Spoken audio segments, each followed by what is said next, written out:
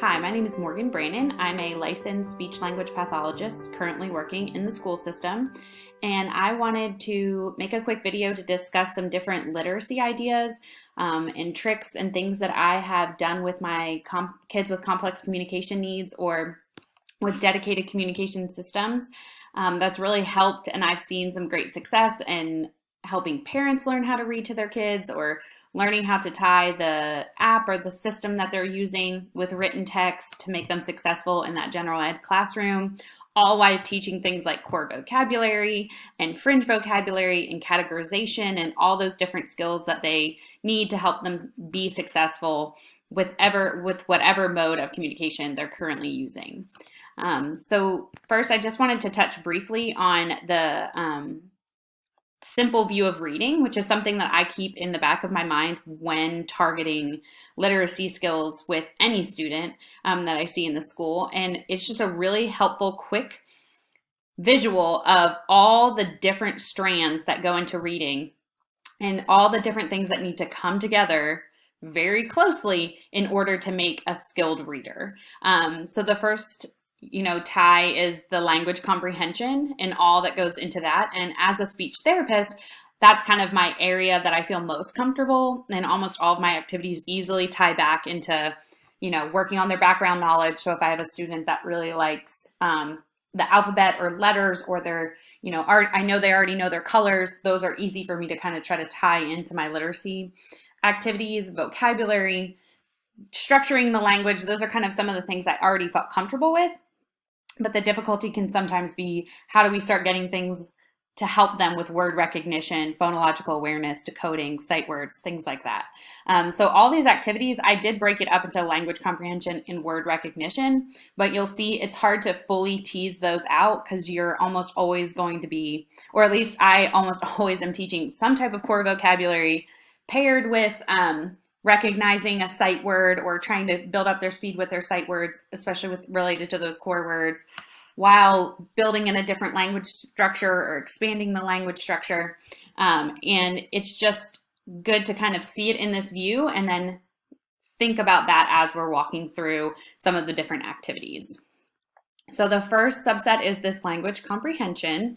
And all that goes into that, like I talked about previously, is their previous background knowledge. And with my AAC users or kids with complex communication needs, I think about their background knowledge as their preferences, their motivators, what are they already good at? Because if I'm going to work on things like spelling or letter recognition, I don't want them to be unfamiliar with the vocabulary as well.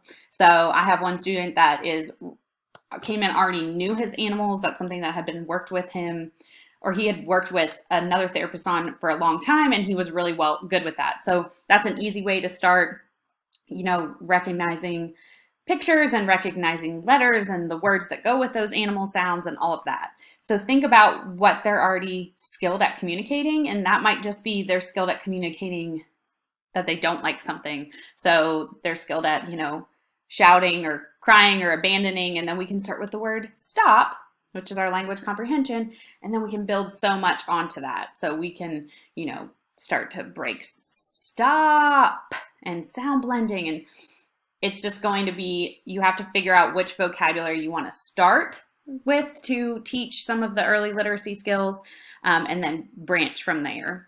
So I have some examples or some good places to start, and I am just going to pull that up. So if you have an iPad that you have access to, you can go to Toby Dynavox's website, and any professional can make anybody can make a Toby access. You do have to register with the site, but once you've registered with the site, under their core vocabulary resources, they have core books.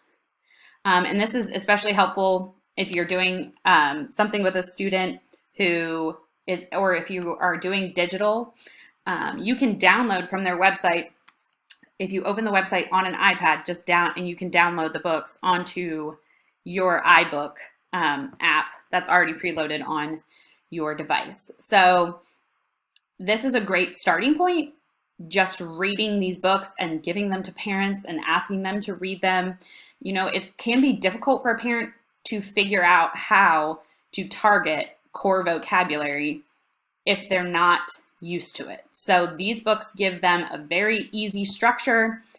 Every time you see the word go, say the word go, hit the word go on your student or your child's device, and it helps them feel more confident in using the device while reading with their student. So, and then you can ask the student to read a page, and then you read a page, and I refer to it directly as that. Okay, it's my turn to read. I'll read first, and then you can read, even if that's hand over hand, pressing go every time. That's totally fine, but we're teaching them the structure of reading using the core vocabulary that they're already familiar with. And to just briefly touch on what I mean when I say core vocabulary are these words that are on the main screen of a communication device. So whether you're using Snap Core or Proloquo to Go, any of those words right here on this first screen. So you can see go. I have the professional version, so it's not going to speak, but you can see that go is a core word, and these books all target core words in different steps. So you could download, there's I think 2 or 3 books for go, and you could have the parent read those with the student as homework, or you could read them while they're doing an activity. Like that one is go, go, go, all the things that go truck, go car, go boat, go airplane, go motorcycle. I've read it a couple times. And you can maybe have all those things ready and make it interactive. So they say, go airplane, and you're looking at the book and you're making the airplane or the car go. And if you're doing digital therapy, you can send that to the parent before and say, hey, if you have any of these, can you get them ready?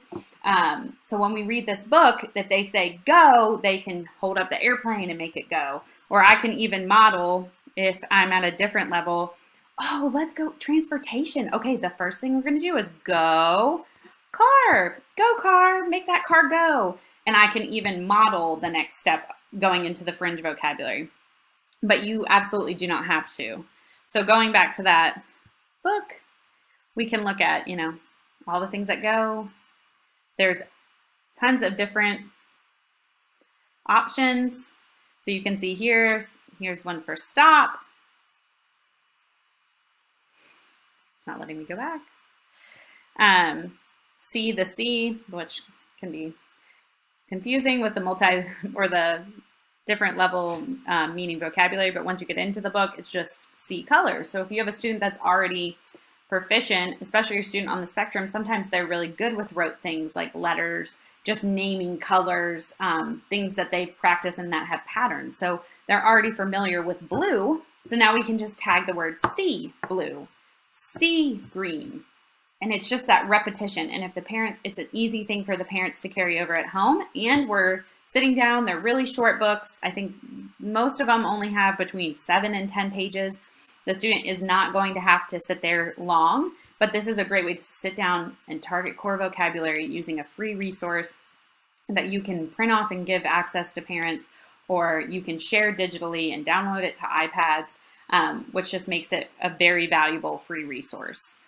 So once I've, exposed them to the books, I also can do different things to adapt those books. So when we're going back to our language comprehension, but also thinking about word recognition and things like that, I have done some things with those adapted books that help, bridge that language comprehension and word recognition. So one great book that's on there, and you might not even be ready, these come in steps. So maybe you're not even all the way down to, I think this one targets have. And I haven't, the student that we use this book with wasn't working on have, but what we were doing is working on recognizing, trying to move it into the screen, recognizing number words. And then he was very familiar with food. So also recognizing words that identified his food choices. So with this activity, all I did was use the great lesson picks, or you can even make something like this on Word. And I had different tabs for who, for how, where, and what. So when we were reading, and I didn't necessarily target every question every time, when we were reading, I would say, I have 1 apple, and we would model that and talk about that. I have one apple. So I might read that.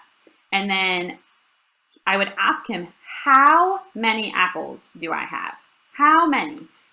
Now I have a visual I can move from my book. How many? How is going to be a number. That might be a number word. How many? I have one, or I got one. One. Then we go to one. Okay, what did he eat first? What did he eat in his lunch? What? Question, apple. So then we go, what did he eat? Now we're working on WH questions with familiar vocabulary taken directly from a book so that they can have success. It's adapted, so they're doing something and using their hand, which is very successful. They really like. And now we're sorting. So where, if they moved apple and put apple to where doesn't work. That's a place. That's somewhere we go. Yes, he's eating his apple in the lunchroom. That's where we eat at school. But that's not what he's eating. What is he eating? He's eating an apple. What? And these, most of the SNAP core and things like that, they have the WH questions on the front core. So if your student's to the point where those are visible, you can also model the question. What did he eat? Or how many apples did he eat? You can model those questions. Then here's where we get to redo it and do it over again. So we're really reinforcing. I have my student, I say, okay, let's match our words. So now we've removed it. He's seen it in the book. So we have a high chance of success. And now let's put it back. So the number one goes with the word one, and the picture, which if they have really good eyes, they can match up the word itself. The picture apple goes with the word apple. Apple with apple, one with one. So now I've tied the written text with the visual, reinforcing language comprehension that this word says apple. Here's an immediate visual. How do we use that to answer WH questions from a text, all while being adaptive? And this was all free. I made this on Word. I made these little cutouts with lesson picks, which is a paid subscription if you haven't heard of it before, but these are all things, if you have a Boardmaker subscription you can make, or if you have access to Word and you know how to copy and paste pictures, you can also do this easily on PowerPoint or in a Word document. And I just did that throughout this core word book. So now we move on to 2, and now we have 2 sandwiches, and we do the same thing, WH questions with removing the vocabulary, putting the vocabulary back, finding that on our device, and all while reading this story together. So if you're in a school, this is a great activity that you could even do during circle time, or you could make this go into the lunchroom and talk about what do you have? So carry this over, talk about it, and then if you need push into the lunchroom and talk about, I see you have 1 juice box. Remember in our story, I think he had 6 juice. Yeah. Remember, you can give him a name. Johnny had 6 juice boxes. You only have 1. Who had more juice boxes? You or Johnny. Things like that. Carrying it over and generalizing into the regular ed setting or outside of the therapy room. Really easy, free. Just have to adapt it, and then you can use it over and over. And I use this WH question visual with almost anything, so that he or she gets used to listening to the WH questions with a visual on what should they be looking for. A number, a place, a thing. WH questions can be extremely hard to teach. So any visuals that you can make or correlations you can make to written text or patterns to help your student pick up on it is going to be very helpful. Some more ideas. So they have a great book on there called Transportation Riddles for your kiddos that really like cars, trucks, and all things that go. So if you get sick of reading the Go books or you're ready for something new, this asks a WH question first, and then you have to make a prediction. So what I would do is read this book. What can you take back on, or what can take you back on a railroad track? What has tracks? Does a plane? And then I would go right into my device. We would go to transportation and make some predictions. Does a train go? No. Or does a train go? Yes, a train goes. Or does an airplane go on a track? No, an airplane doesn't go on a track. Now you're doing WH questions with yes and no, and you're tying all that vocabulary back to something they probably already have background knowledge on. if they're a student that enjoys things like transportation. So it just goes through, you know, all the different things. And again, these are free that you can download off Toby Dynavox's website. Then I also carried that over into, this would be more of a word recognition activity. So we did the consonants in green and the vowels in red, and I sound blended it, so terrain. And then which one says terrain? And it would all be facing the right way up. And if you can start noticing if your students looking to just match the word, which means they're paying attention to written text instead of just focusing on the picture, which is great information for you to know. If they're really good at matching, another great thing I like to do, and a resource that's on all of, you know, if your student has a communication system that is like an app, like Prolico or Snapcore, they all come with keyboards. So then what's great is you can take this and let's find the T. That's an uppercase T. And then now we can spell it out and see what word we get while saying train. Look at my train. Oh, there it is. Train, train, train. Do you see a train? Can we match train? And sitting there just using the keyboard that's already programmed on their device to help them figure out novel words that they may not be as familiar with. And you can do this before the activity, after the activity. It's just a great carryover. So then we can say train. Oh, remember in our story, the train went on the tracks. Trains go on tracks. Or when you're in the story, you can say, okay, so we have our choices are train, plane, boat, or limo. Which one goes on a track? Do you think the train goes on the track? And even if you wanted to, you could put Velcro and have your student make a prediction with these prior to turning the page. And that's just another great way to teach inferencing and predictions based on background knowledge and the knowledge presented and vocabulary presented in a book and easily correlated or carried over with their device. And it's a core word book off Toby, so you know it's going to have a good amount of core vocabulary already in it, so you don't have to worry about modeling or programming in and knowing whether or not the book has that. I also, you know, this is like a simple version of a social story. So if you have a student working again on that background knowledge and you want to build on that, or things that they like maybe they like, you know, trains, or I have a student who when he's here, he will ask to go home. So he will say garage, garage, garage. I want garage, please garage, garage, garage. And that means he likes to talk about leaving or when he gets to leave and what he's going to do when he goes home. So today I am home. I will be with my mom and go to my room. I feel excited when I get to play with trains.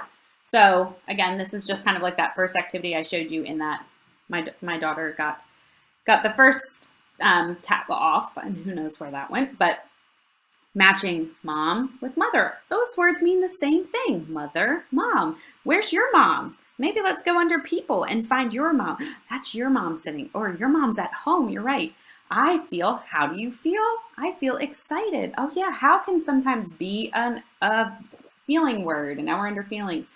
So, and highlighting the core words that you're looking for and just constantly modeling them back on a device. Or if your student has an aide, maybe they can do this with them and walk through this little worksheet with them. Easily transportable. Let's practice our social story. Or if you're trying to target a decrease of a behavior like stealing food in the lunchroom or, you know, maybe screaming out in class, I can stay and look at your core vocabulary and write a short little core story that you can make adapted or that you can read over and over with their device. And it doesn't have to be anything fancy. You can just make it in Word, maybe put a picture of them, and we just carry that along with us. And we read it whenever we have that outburst. Research is recommending that you would read that book, A Social Story, daily for 2 weeks before expecting any kind of significant change. So that's just a great, easy way to carry it over. Maybe you start your session with reading, in speech today, I can use my words, I will practice my device, those kind of things to build in a social story on top of practicing core vocabulary. And then if you adapt it, you're working on word recognition and symbol recognition and things like that.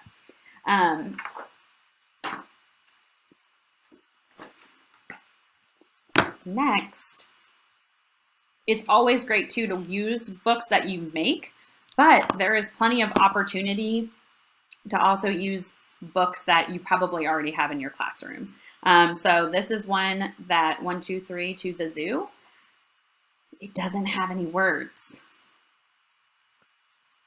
So it has numbers and it has animals. So again, something very easy for your preschoolers.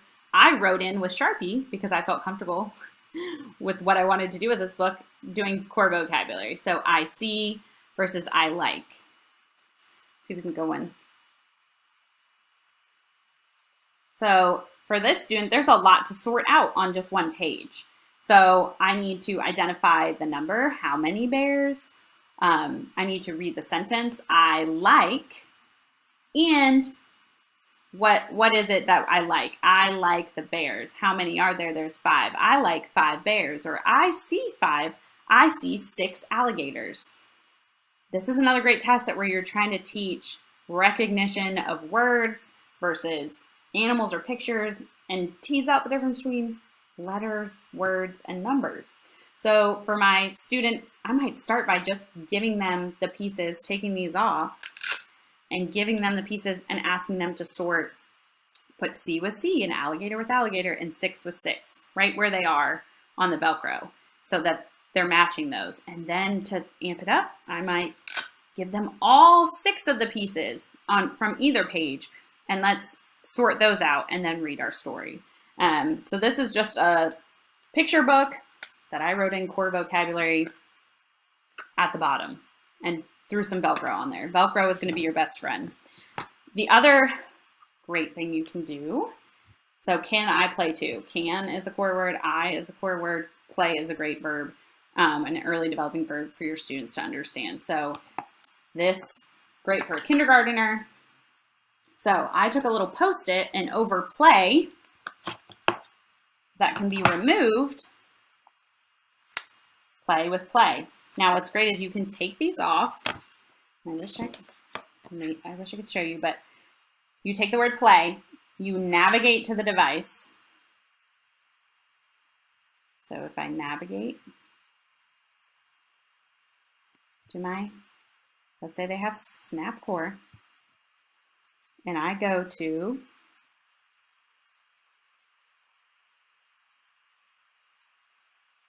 it should be one of our very first.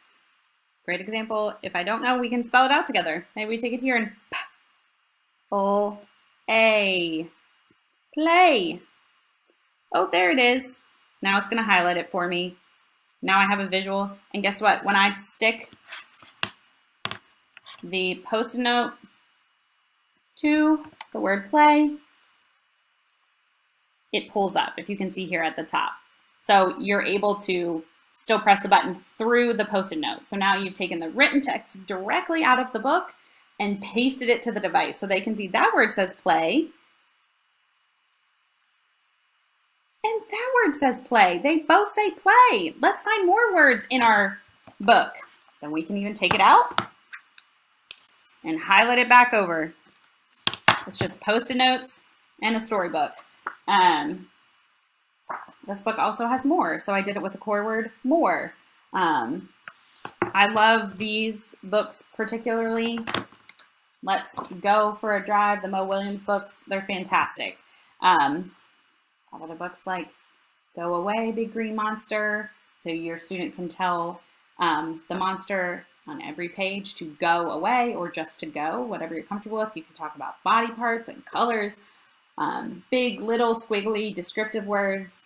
There, I've included at the end of this slide some ideas, but even just Googling books that contain children's books that contain core words will pull up a list of 70 or more books that you may already have in your classroom that you haven't thought of containing core vocabulary. The next thing I wanted to show just directly goes into things more along the lines of word recognition. So with word recognition, there's a couple different things you want to consider, which is phonological awareness. So syllables and recognizing a word as a word, and how to manipulate the phonemes in a word. So, you know, how do we make cat into bat? We change the C to a B. All those high-level skills that are great predictors of later skilled reading. Your student needs to be very comfortable with the alphabet and how to manipulate it in order to be able to decode words and then gain that speed that they will need to become a fluent reader. So decoding specifically is going to incorporate some of those things like letter sound correspondence and letter naming and how those all come together to spell. So decoding is when you're, you know, looking at the word, sounding it out, and encoding is when you're using your knowledge of sound in your head to write out. So that's the higher level. How do I write out each letter to make or form a word from my own knowledge? And then sight recognition. So familiar words, written text, the faster, this isn't necessarily sight words, but almost all vocabulary, if you're a skilled reader, should be sight. You should be able to recognize it on sight and not have to decode it. So I think sight recognition sometimes gets tied up with sight words. It's almost all vocabulary should eventually become so automatic that it's recognizable by sight and you're not decoding it. I'm sure none of us decode every single word, only novel words or words you haven't come encounter with. So for our kids, we want to make things like the core vocabulary and words that they're familiar with as sight recognizable as possible, so that they're easily able to recognize them on their device, but also in their world and in their environment. So when they're reading and things like that, they're able to read using their communication device, or they're able to recognize and start quickly acquiring that vocabulary that's going to be so important to them. But building familiarity just takes time and consistency. And you have to just get a little bit creative with the way you're targeting things. So a great way, a lot of our kiddos enjoy things like Play-Doh or sensory things. So you can get, you know, letter cutouts for Play-Doh. So then we can spell our name and go back to our keyboard and spell out our name and talk about what letters come in our name. And I just keep mine in this little divider. So over here, you know, in therapy, especially if you have multiple kids, you can't be looking through 26 letters to find the exact letter you want. So maybe we want to target L and how that's different from our R today. So I'm just going to pull these two out into the separate compartment. So those are already ready to go, and I'm not digging through letters when my students are in front of me. Making sentence strips. So not only is this helpful for teaching core vocabulary, but if I remove the symbols and have my student just, okay, let's match them up. You said you want to go, you want to leave, you're all done with speech today, you want to go home, I want to go, and you give them just these contain the symbols, these just contain the words, boom. Now, the first one I can match with color, but the next one I'm going to have to pay attention only to the written text. That's all I have to match it up. Go. So now I'm building core vocabulary comprehension. I'm increasing their speed of recognizing and having to look at the word they want. I'm using something they're already familiar with, which is their core vocabulary. And if this particular student loved to ask to leave. So I'm going to let them ask to leave every single time. I would like to go. I would like to go. I like go. I want to go. I'm all done. Or transitioning in the room.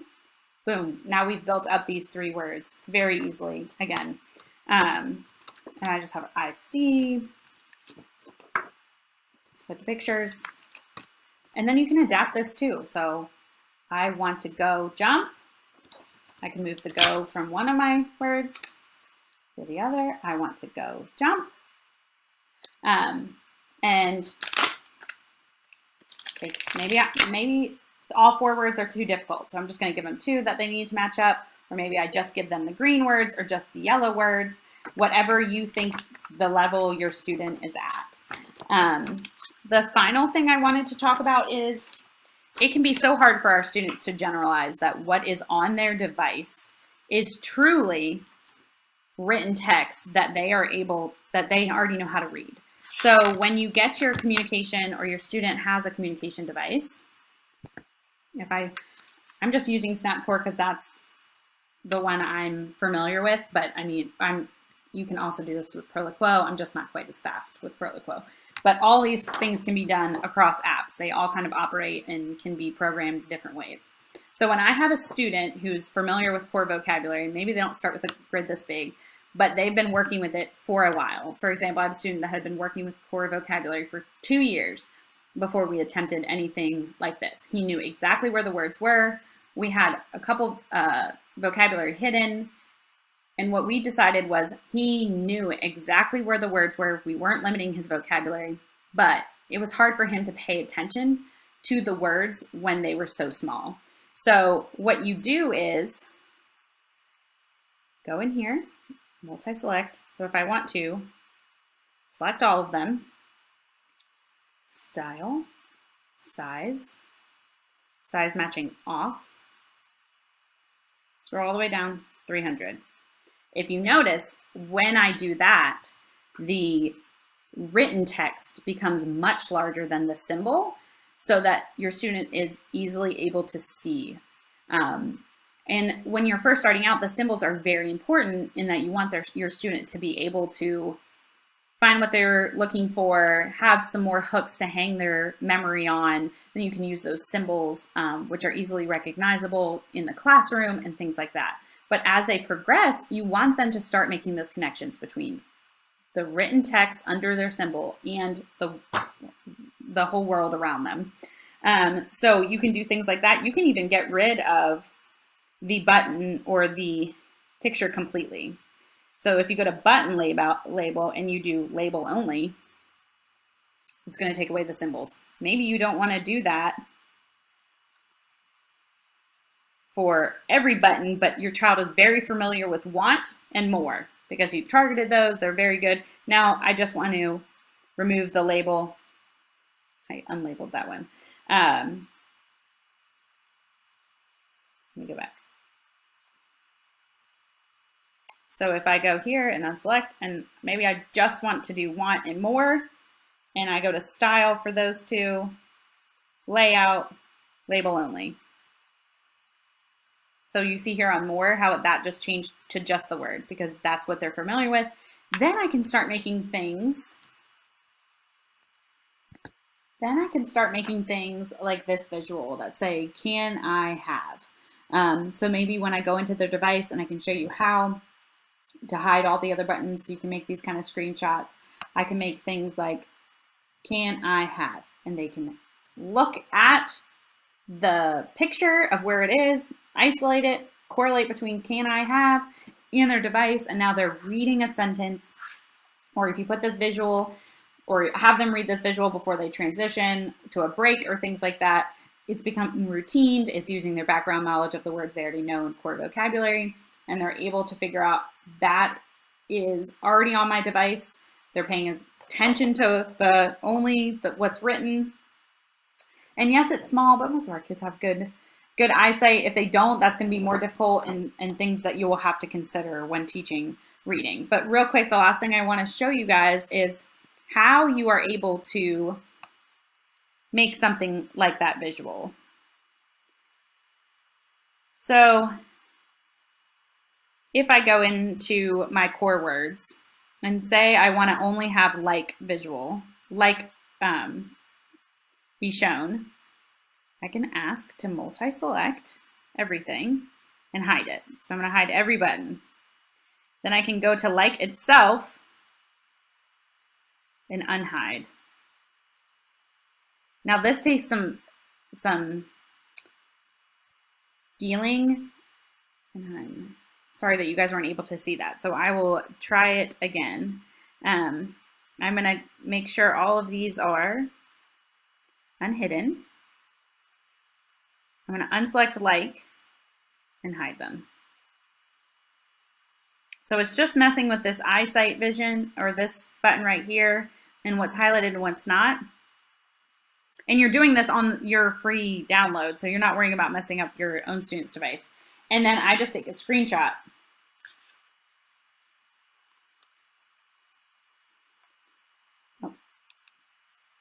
Screenshot it.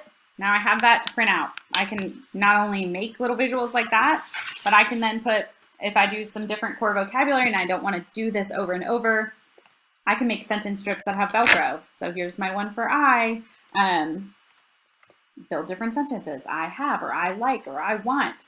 And the student can read them. And so you're not having to prompt as much. Read them using this model and read each sentence out on their own communication device. That's just a great correlation between written text and starting to get them to pay attention to what is written on the device they already look at over and over, and just finding different ways to draw their attention to it. So if we go back to look at the PowerPoint, I just wanted to share at the bottom here, I do have some different links, but like I said, just Googling 70 core words or books that target core words will give you a whole list. I use things like Lesson Picks and Board Maker to make a lot of my visuals. Toby Dynavox is where you get those core word books. Symbolit is a paid app that will you can speak into it, and it will make symbols for each word that you're saying. So quickly, since I have the iPad hooked up, I don't have Symbolit on this particular iPad, but it will act like Siri. So you speak into Siri, and if you say, I want more, it'll give you the exact sentence strip, which can be great for matching and modeling and making sentence strips alive that your child can read back to you using their device. But it is a paid subscription. I believe it's monthly. It used to be free, but now it's paid, and you can pick whatever symbol set you want. If your student's using Proliquo, you can pick that symbol set. If your student's using Snap Core, you can pick the Board Maker symbols so that it's directly correlated to the symbols they're seeing on their device. And then my best tip, and the thing I use most often, is Velcro and the print screen. So if you don't know how to grab or take a picture of something that's on your desktop or your laptop screen, I would look that up. For a Mac, it's Control-Alt-4, and I get like a little